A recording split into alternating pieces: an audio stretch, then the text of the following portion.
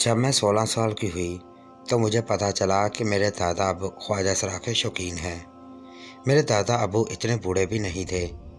उनके कमरे में कोई भी नहीं जाता था, यहाँ तक कि वो अपने कमरे की सफाई भी खुद किया करते थे। उस दिन शायद दादा अबू दरवाज़ा बंद करना भूल गए थे। जब कमरे के पास से गुजरते हुए मेरी नज़र कमरे के अंदर पड़ी तो देखकर हैरान हो गई कि दादा अबू अपने बिस्तर पर जवान लड़के के साथ लेटे उसके सीने पर हाथ फेर रहे थे। इतने में अम्मा ने मुझे देखा और डांट कर कमरे में जाने का बोला।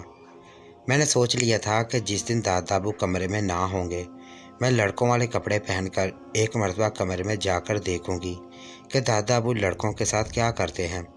फिर ऐसा ही एक दिन आ गया। घर में कोई नहीं था। जब मैंने हल्का सा मेकअप किया और मर्दाना कपड़े पहनकर दादा अबू के कमरे में जाकर लेट गई, मुंह के ऊपर कंबल ओढ़ लिया ताकि दादा अबू मुझे पहचान ना पाए। थोड़ी देर गुजरी थी।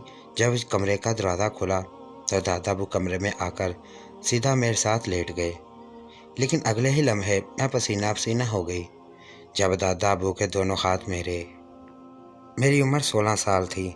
हम लोग ज़िम्मेदार थे। मेरे 2 चाचू और एक फूफो थी।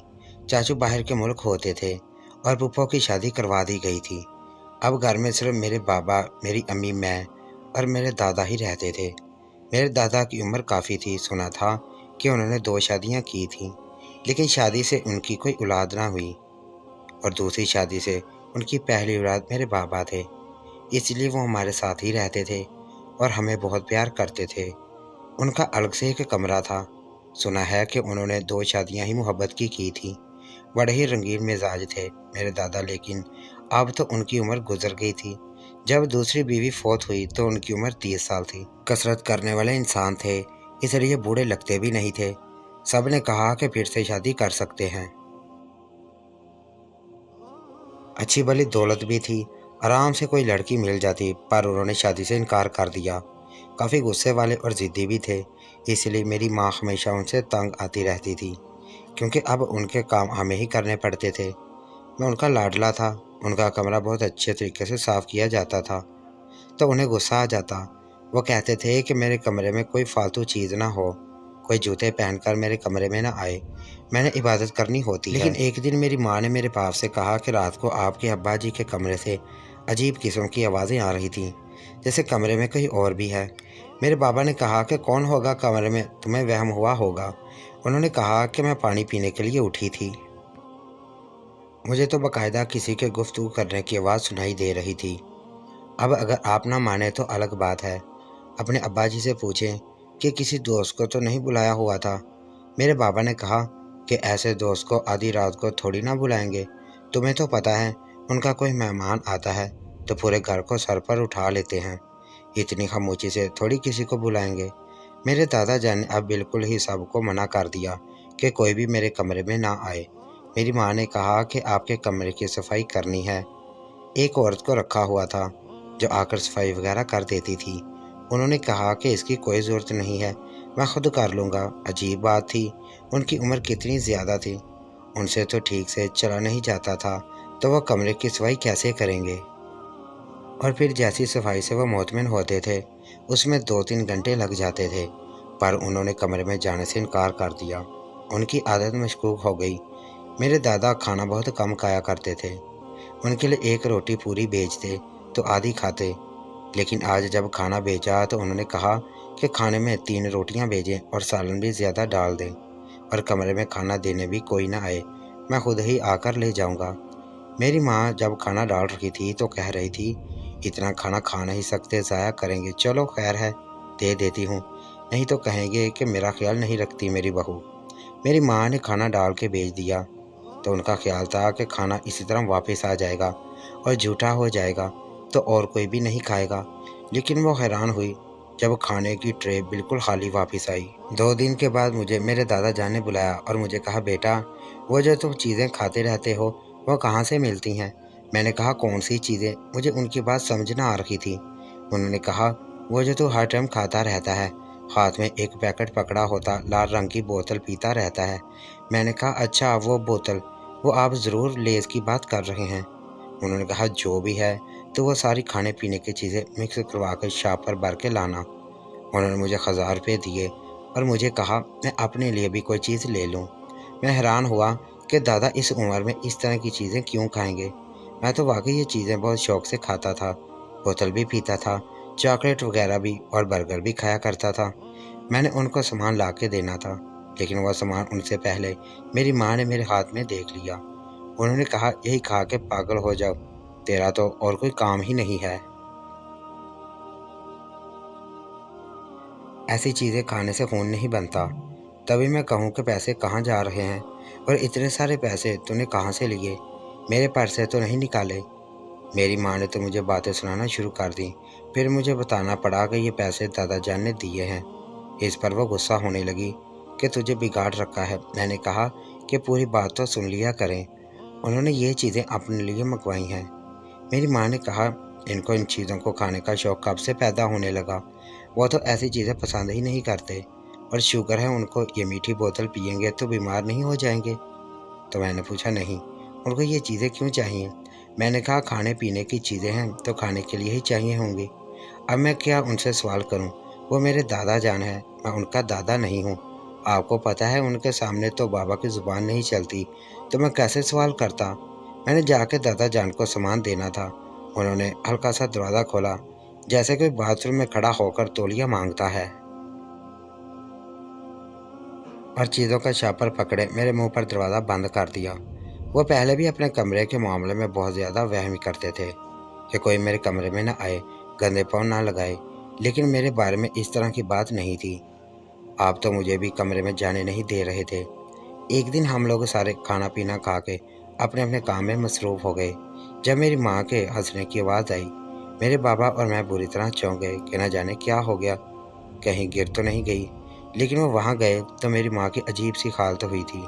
ان کا کہنا تھا کہ کوئی ہے اس گھر میں، کوئی ہے، میں نے کسی بندے کو اس گھر میں دیکھا ہے۔ میری ماں سے ٹھیک سے بولا نہیں جا رہا تھا، وہ بہت ڈری ہوئی تھی۔ ان کا کہنا تھا کہ لمبا سا تھا، دبلا پتلا تھا، میں نے خود اسے کھڑے ہوئے دیکھا ہے۔ میرے دادا نے کہا کہ ایسی کوئی بات نہیں۔ میری ماں نے کہا میں نے دیکھا ہے اپنی آنکھوں سے، جھوٹ نہیں بول رہی۔ لیکن جب گھر کی تلاشی لی تو گھر میں کوئی بھی نہیں تھا۔ میں نے کہا کوئی بات نہیں، آپ پورا دن کام کرتی رہتی ہیں، اس لیے آپ کو وہم ہو گیا ہوگا۔ پر وہ بار بار یہی کہہ رہی تھی کہ مجھے کوئی وہم نہیں ہوا۔ وہ کچن میں کھڑا ہو کر فریج میں سے کوئی چیز نکال رہا تھا۔ میں نے جیسے اس کو دیکھ کر چیخ ماری، وہ دادا جان کے کمرے کی طرف چلا گیا۔ لیکن سوال یہ بھی تو یہاں تھا کہ وہ کون تھا اور وہ بھاگ کر دادا جان کے کمرے کی طرف کیوں گیا؟ اگر کوئی چور ہوتا تو کچن میں تھوڑا چوری کرنے کے لیے آتا، وہ تو الماری کا رخ کرتا اور پھر بھاگنے کے لیے دادا جان کے کمرے کا رخ کیوں کرتا؟ بھاگنے کے لیے تو وہ باہر بھاگ جاتا، کچن سے ہی ایک دو دروازہ باہر تھا جس کو پھلانگ کر وہ گھر سے نکل سکتا تھا۔ 2 دن تک امی یہی کہتی رہی کہ گھر میں کوئی تھا، میں نے دیکھا ہے۔ میں پاگل نہیں ہوں، میرا دماغ خراب نہیں ہو گیا جو مجھے دن دہاڑے وہم ہوتے رہیں گے۔ تم لوگوں نے صحیح طرح چیک نہیں کیا ہوگا، وہ بھاگ گیا ہوگا گھر سے۔ اب میری ماں بہت محتاط ہو گئی تھی۔ ایک رات میں نیند سے بیدار ہو گیا، مجھے بہت زیادہ پیاس لگ رہی تھی۔ میرے کمرے میں پانی نہیں تھا۔ میری ماں کہتی تھی کہ پانی رکھ کر سویا کرو، لیکن میں بھول جاتا تھا۔ میں پانی پینے کے لیے اٹھا تو دادا جان کے کمرے کے پاس سے گزرا، میرے قدم وہیں رک گئے۔ دادا جان کے کمرے سے گیم کی آوازیں آ رہی تھیں۔ یہ تو وہی گیم تھی جو میں بھی کھیلا کرتا تھا، لیکن دادا جان یہ گیم کیوں کھیلیں گے؟ اور آواز سے لگ رہا تھا کہ کوئی بہت ہی زبردست پلیئر ہے جو اس گیم میں بڑا ہی ماہر ہے۔ میں حیران رہ گیا۔ میں نے کہا یہ سب کیا ہو رہا ہے؟ تھوڑی دیر کے بعد کسی کی آواز بھی آنے لگی۔ اس کا مطلب میری ماں وہم نہیں ہوا تھا، یہ بات بالکل ٹھیک ہے، کمرے کے اندر کوئی تھا ضرور۔ صبح میں نے یہ بات امی کو بتائی تو انہوں نے کہا کہ تمہارا باپ ہم دونوں کو پاگل ثابت کر دے گا، لیکن اپنے باپ کے اوپر کوئی آنچ نہیں آنے دے گا۔ اب ہمیں خود ہی یہ بات کسی طرح پتہ لگانی ہوگی۔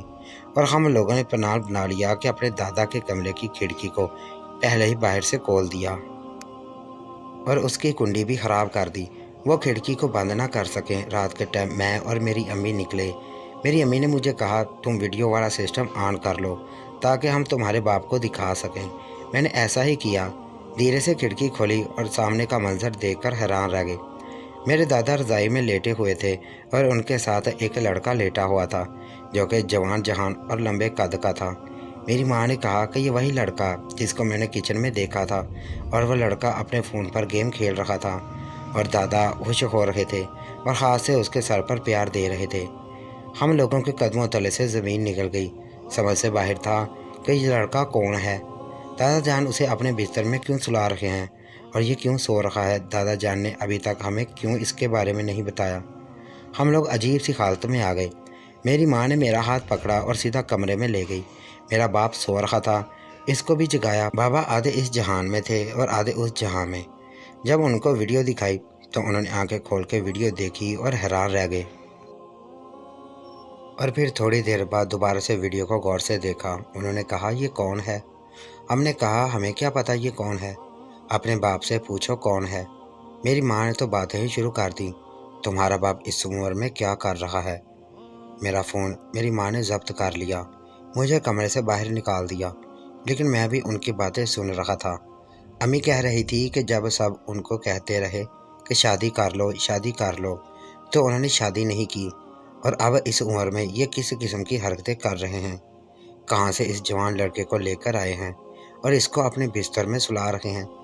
میری ماں نے مجھے بلا وجہ باہر بھیج دیا تھا، جبکہ میں سارا منظر اپنی آنکھوں سے دیکھ چکا تھا، تو اب باتیں کرنے میں کیا مسئلہ تھا؟ خیر مجھے تو یہ فکر تھی کہ میرا فون واپس ملے گا یا نہیں۔ صبح بھی میری امی بابا کو اشارہ کر رہی تھی کہ بات کیوں نہیں کرتے، تبھی تو آج کل دادا ابو پورا دن اپنے کمرے میں ہی کھوئے رہتے ہیں، کسی کو اندر آنے نہیں دیتے، یہاں تک کہ نوکرانی کو بھی نہیں، اور مجھے بھی نہیں۔ کوئی نہ کوئی گڑبڑ ضرور تھی، شک تو ہمیں پہلے ہی ہو گیا تھا۔ اب بابا ان سے بات ہی نہیں کر پا رہے تھے۔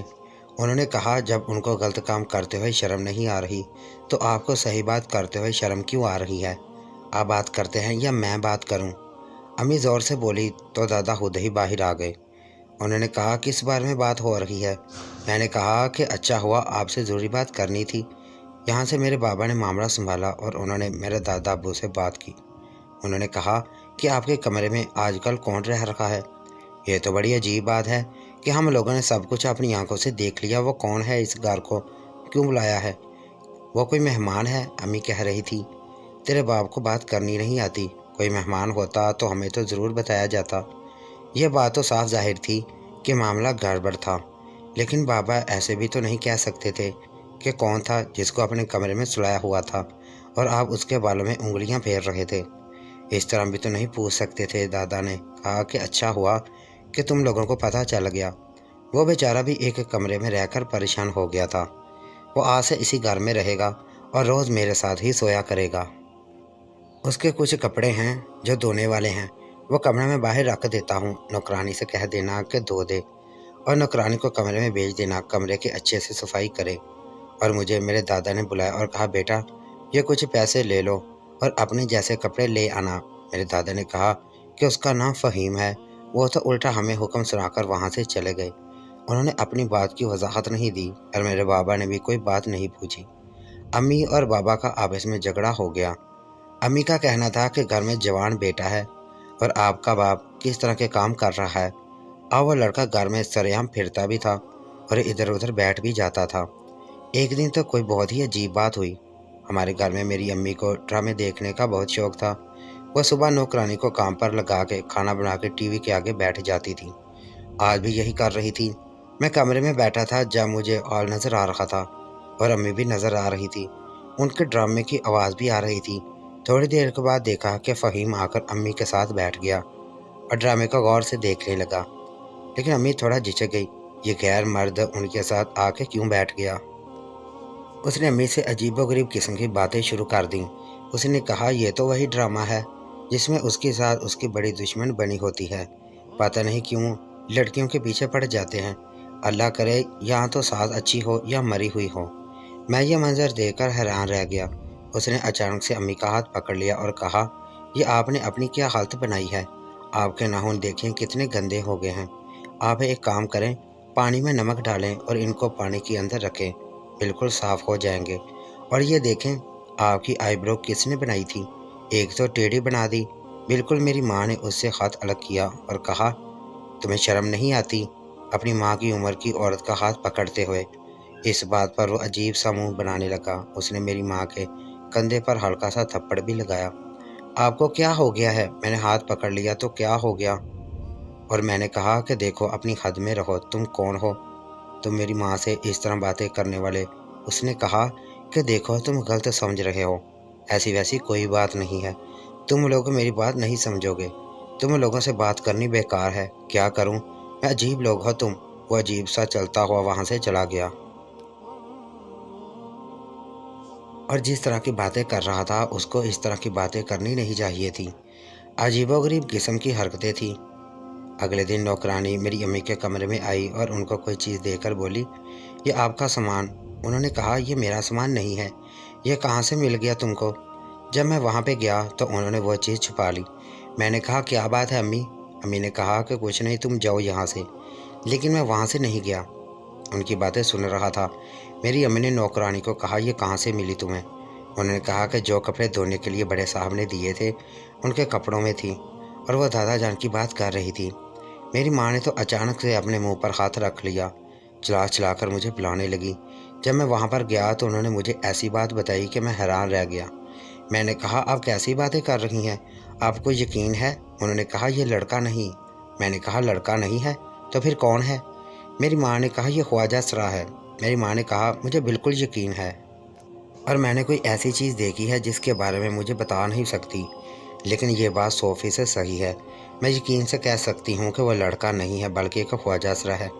उसकी हरकतें नहीं देखी तूने? किस तरह औरतों की तरह मटक मटक कर बातें कर रहा था।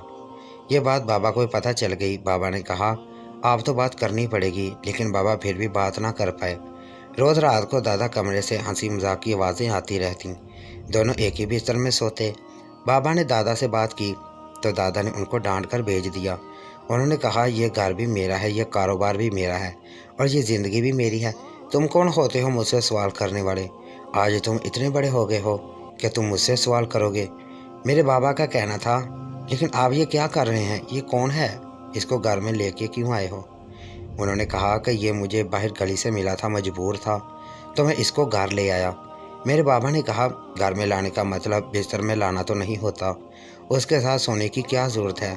उसे अपने कमरे में रखने की क्या ज़रूरत है?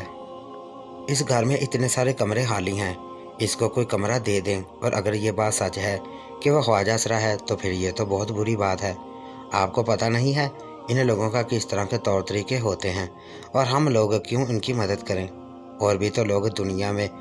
मेरे दादा ने कहा कि कोई ऐसे लोगों की मदद करता नहीं, उनके ख़ानदान वाले भी घर से बाहर निकाल देते हैं।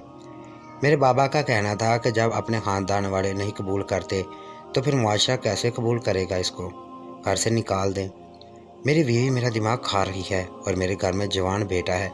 अगर कल को इसकी आदतें बदल गई तो मेरी तो सारी ज़िंदगी बर्बाद हो जाएगी। मेरी बेटी भी आजकल ससुराल से आने वाली है, कह रही थी कि 2 महीने यहाँ पर रहूँगी। उसके छोटे छोटे बच्चे हैं, वो देखेंगे तो उन पर क्या असर पड़ेगा?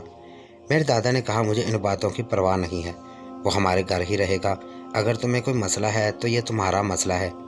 मेरे दादा इस कदर अजीब बातें कर रहे थे कि हमें उनकी समझ ना आ रही थी। ऐसा लग रहा था कि ये हमारे दादा नहीं बल्कि कोई और इंसान है।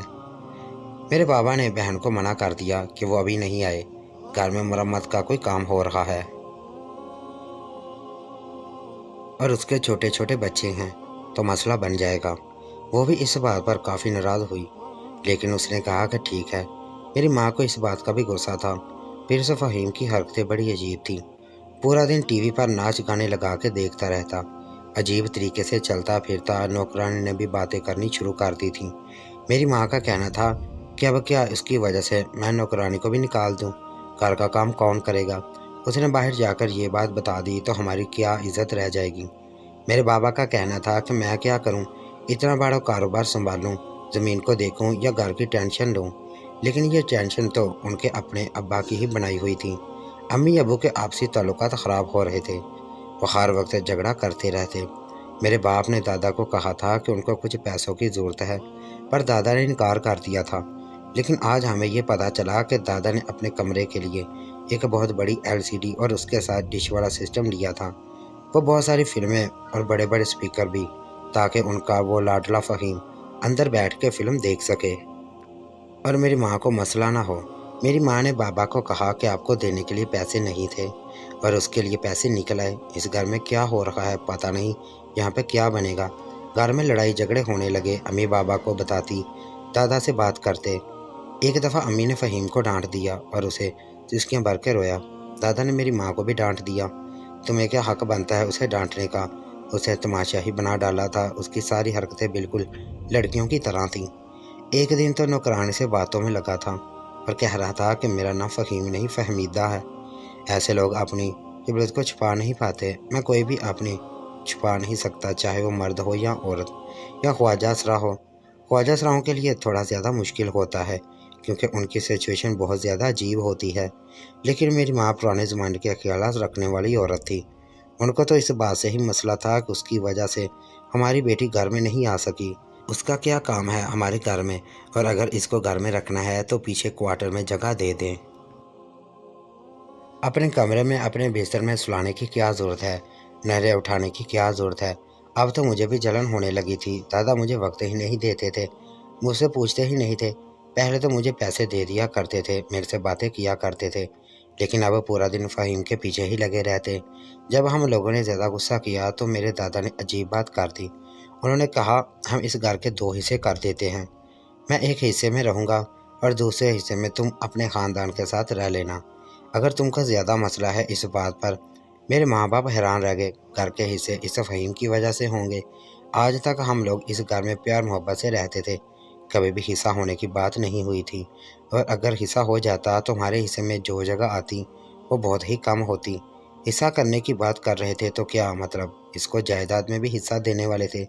حالات خراب سے خراب تر ہوتے جا رہے تھے۔ یہ بات محلے میں بھی پھیل گئی اور عورتوں نے بھی گھر میں آ کر میری ماں کو باتیں کرنی شروع کر دیں، سوال جواب کرنے شروع کر دیے۔ لوگوں کو تو ویسے بھی اپنی زندگی سے زیادہ دوسرے کی زندگی میں دلچسپی ہوتی ہے۔ میری ماں نے غصے ہو کر فہیم کو گھر سے نکال دیا، اسے دھکے دے کر باہر بھیج دیا۔ جب یہ بات دادا کو پتہ چلی اور اس کا موبائل بھی بند تھا، اس کے بارے میں کوئی پتہ بھی نہیں چل رہا تھا، آدھے گھنٹے کے لیے غائب کیا ہو گیا؟ آپ تو بیمار ہی ہو گئے تھے، اب کیا بات ہے؟ کیا تعلق آپ کا اس کے ساتھ؟ کیا رشتہ ہے اس کے ساتھ؟ آج آپ کو سب کچھ بتانا ہوگا۔ دادا نے کہا تم جاننا چاہتے ہو یہ میرا کیا لگتا ہے؟ تو میں تمہیں بتاتا ہوں۔ تو میرے دادا نے ایسی بات بتائی کہ ہمارے قدموں تلے سے زمین نکل گئی۔ میرے دادا نے کہا کہ یہ میری اپنی اولاد ہے جو میری دوسری بیوی کی آخری اولاد تھی، جس کو پیدا کرتے ہوئے اس دنیا سے چلی گئی۔ لیکن جب مجھے پتہ چلا کہ یہ لڑکا ہی نہیں نہ لڑکی ہے بلکہ ایک خواجہ اسرا ہے، تو اس وقت میں اس بات کو سمجھ نہ سکا اور میں نے اسے گھر سے باہر نکال دیا، ایک عورت کے حوالے کر دیا۔ وہ عورت بھی مر گئی اور یہ جگہ جگہ بھیک مانگنے پر مجبور ہو گیا۔ اس نے بہت برے دن دیکھے اور میرے دل میں ہمیشہ ایک خلش رہتی تھی، میں اسی کو یاد کرتا رہتا کیونکہ جیسا بھی تھا یہ میری اولاد تھی۔ پھر ایک دن مجھے اس کے بارے میں پتہ چلا اور میں اس کو گھر لے آیا۔ تم لوگوں کو یہ بات نہ پتہ چلے، پوری کوشش کی، پھر تم لوگوں کو پتہ چل ہی گیا۔ یہ میری اولاد ہے، میرا خون ہے، اس کو دوبارہ سے گلیوں میں رولنے کے لیے نہیں پھینک سکتا، اس لیے اپنے سینے سے لگا کر رکھتا تھا۔ جب بہت چھوٹا تھا تو میں اس کے ساتھ نہیں تھا، میں نے اس کو محبت نہیں دی جو تم تینوں بہن بھائیوں کو دی۔ کیا قصور تھا اگر یہ ایسا تھا؟ اب یہ مرتے دم تک میرے ساتھ رہے گا، یہ تم لوگوں کا بھائی ہے اور اس کو جائیداد میں حصہ بھی ملے گا تاکہ دوبارہ یہ اس طرح کی زندگی جینے پر مجبور نہ ہو۔ اگر تم لوگوں کو کوئی مسئلہ ہے تو تم لوگ گھر کا حصہ کروا کے سائڈ پر ہو جاؤ، مجھے کوئی مسئلہ نہیں ہے۔ سب حیران رہ گئے، سب کا منہ بند ہو گیا۔ امی ابو پھر بھی اس بات پر راضی نہیں تھے کیونکہ ان کا کہنا تھا کہ دنیا والے تو یہ بات نہیں سمجھیں گے اور جائیداد کا ایک اور حصے دار آ گیا تھا، یہ بات بھی ان کو قبول نہیں تھی۔ انہوں نے بات نہیں مانی اور حویلی کے 2 حصے کروا لیے۔ اب امی اور ابو ایک سائڈ پر رہتے ہیں اور دادا اور فہیم ایک سائڈ پر رہتے ہیں۔ میں دونوں طرف آتا جاتا ہوں۔ میری فہیم کے ساتھ کافی دوستی ہے، مجھے اس سے کوئی مسئلہ نہیں، ہم لوگ ساتھ باتیں کرتے ہیں۔ میری ماں مجھے منع کرتی ہے لیکن میں ان سے چھپ کر فہیم سے بات کر لیتا ہوں۔ اس کا کیا قصور ہے؟ اگر وہ ایسا ہے تو ہمیں اتنی سی بات کو سمجھنا چاہیے۔ دادا جان اب اس دنیا میں نہیں ہے، فہیم نے اپنے جیسے کچھ لوگوں کو اپنے ساتھ رکھا ہوا ہے۔ جب دادا کا ذکر ہوتا ہے تو شرم سے سب کے سر جھک جاتے ہیں کیونکہ ان کو کوئی سمجھ نہ سکا تھا۔ اگر ہم اللہ کو خالق مانتے ہیں تو ہمیں اس کی میں تخلیق کے لیے نفرت نہیں کرنی چاہیے۔